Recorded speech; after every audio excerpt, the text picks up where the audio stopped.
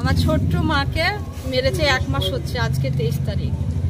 আমার ছোট্ট তামান্নাকে মেরেছে।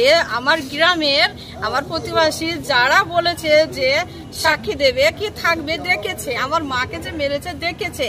তাদের বাড়িতে পুলিশ যে পলাশির আইসি মেয়েরা পুলিশ ওখানে বড়বাবু যে নিজে দাঁড়িয়ে থেকে অত্যন্ত টর্চার করেছে, অত্যন্ত মেরেছে মেয়েদেরকে। ছেলে পুলিশরা যে মেরেছে মেয়েদেরকে।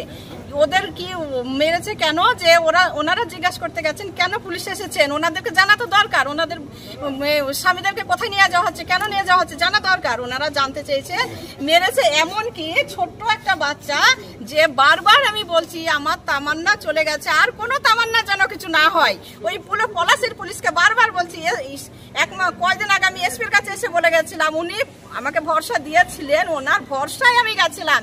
কিন্তু আজকে মনে হচ্ছে আমি আজকে আর বাড়ি যাচ্ছি না, আজকে আমি এখানে থাকবো বসে। আমার মেয়ের খুনিদেরকে তো ধরার কোনো কথাই নেই, ওনারা তো পড়ে আছে, ওদেরকে ধরবে না।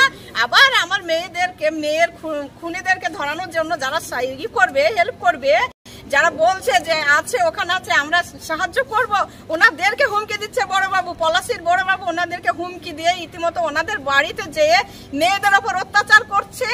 আবার মেয়েরা থামবে না, ওই জন্য বাচ্চাটাকে মারছে, ছোট্ট বাচ্চা, এই যে তামান্নার বয়সেরই ছোট্ট বাচ্চা, ওনাকে মেরে রক্তান্ত করে দিচ্ছে। ওনার ফ্যামিলিকে, মা বাবা সবাইকে মারছে। বাচ্চাটাকে ছাড়ছে না পলাশির বড়বাবু, উনি ছাড়ছে না। উনি থাকলে আমার মেয়ের কোনো বিচার হবে না। আমি চাই যে ওনাকে চাকরি থেকে একদম যেখানে খুশি দেয়া হোক, পলাশিতে থাকবে না, ওনাকে পলাশি থেকে সহজ করা হোক, উনি থাকবে না। উনি আমার বাড়িতে যেয়ে উনি যে পুলিশ রাখছে আমার বাড়িতে, সেই পুলিশে তো আমাকে মেরে দিতে পারে, আমার তো কোনো ভরসা হচ্ছে না। আমি তো এসপিকে বলে আসলাম, সেই পুলিশও মেরে দিতে পারে, পুলিশের উপরেও তো আমার ভরসা উঠে যাচ্ছে। আমার বাড়িতে পুলিশ থাকছে, সিভিক এনে রাখছে, তারাও তো আমাকে কোন সময় মেরে দিতে পারে। আমি যাদের উপরে বিশ্বাস করে থাকবো তারাই মেরে দেবে, ওনারাই আসল ক্রিমিনাল। পলাশি আরোপের পুলিশরাই হচ্ছে একটা কি বলবো টিএমসির, ওরাই একটা টিএমসির জঘন্য।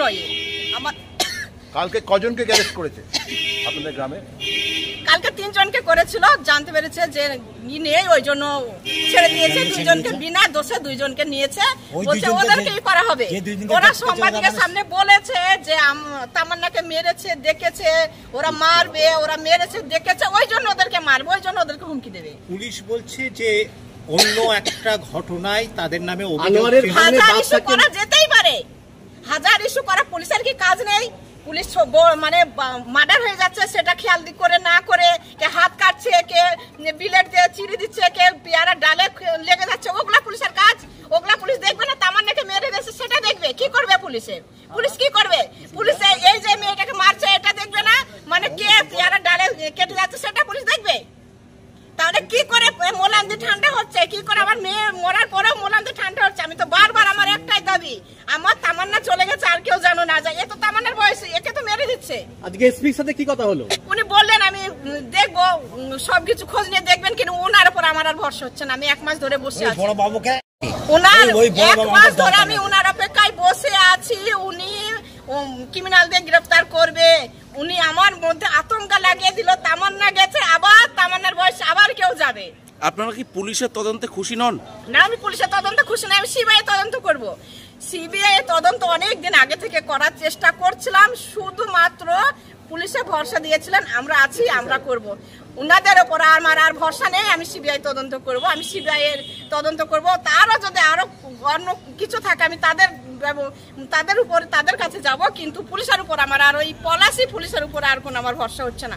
যে টিএমসির যে দালাল, যে সে ঘুষখোর, সে দালাল, ওই জন্য উনি যে মেয়েদের উপর অত্যাচার করে। উচ্চ আদালতের দ্বারস্থ হবেন? হ্যাঁ, উচ্চ আদালতে দ্বারস্থ হবো। উনি না ওই পলাশির পুলিশে কিচ্ছু করতে পারবে না। ওরা থাকলে আবার হাজার হাজার তামান্না চলে যাবে, আবার হাজার হাজার তামান্না চলে যাবে। আজকে আমি এখানেই থাকবো, আজকে আমি যাবো না। ক্রিমিনালরা ওরা ধরতেও পারবে না, আমিও যাবো না, আমি মরে যাবো, হাই রোডে ধর্নায় বসবো। আমি বাড়িতে আমার মাকে বলে এসেছি, মা আমি ফিরবো না যতক্ষণ তামান্নার ন্যায্য বিচার না হচ্ছে, আমি ফিরবো না। মাকে আমি বাড়িতে বলে এসেছি আজকে আমি ফিরবো না, আজকে আমি বাড়ি যাব না, আমি ধর্নায় বসবো।